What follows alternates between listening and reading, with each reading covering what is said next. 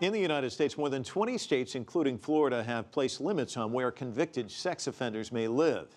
They have to stay away from schools, parks, bus stops, anywhere that children congregate. That leaves very few places for them to go. But one Florida town has created a home for them. CCTV's Nitza Soledad Perez has the story. Miracle Village is a refuge to an eternal quarantine for those rejected by society. This abandoned sugar company town is among the only places for sex offenders to live in South Florida, pushed by strident residency restrictions. Around 100 of modern-day lepers, as they call themselves, reside here. The miracle in the village is a transformation of its members and those around them. They were ready to hang us. We were the worst thing that ever happened here. In fact, I believe they were talking about some toxic dump being put out here, and they preferred that over us. That's how bad they didn't want us here. And over the years, 4 years, we've developed a relationship with the community now. Some of them had sex with underage girlfriends, others watched child pornography. One of its leaders confessed molesting his students. Society is terrified of sex offenders, and for a good reason.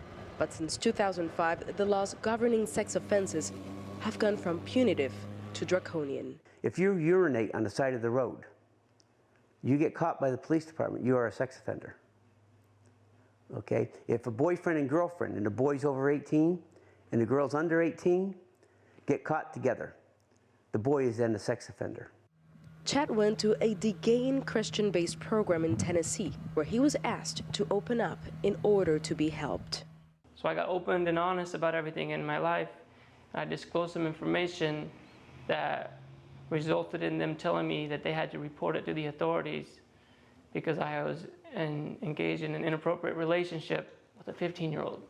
Chad was 27 back then. He was arrested and sentenced to a year in jail and a 10-year probation. In the village, they understand their crimes. What they're asking for is a legal system that allows them to be productive and reinsert themselves into society. Once you fill out that resume, the application, it asks, are you a felon?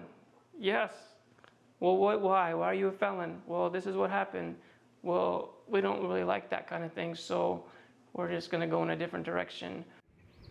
This faith-based group believes that people can change.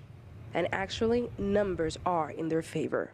According to a 2012 study, the 5-year recidivism rate for Florida was 5.2%.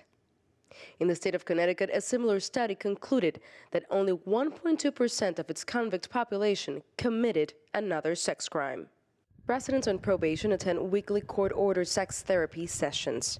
The village also offers anger management classes and better living sessions, but the threat of homelessness is coming back. But Miracle Village needs one more miracle.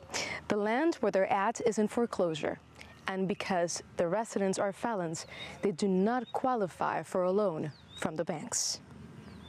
Nitza Soledad Perez, CCTV, Pahokee, Florida.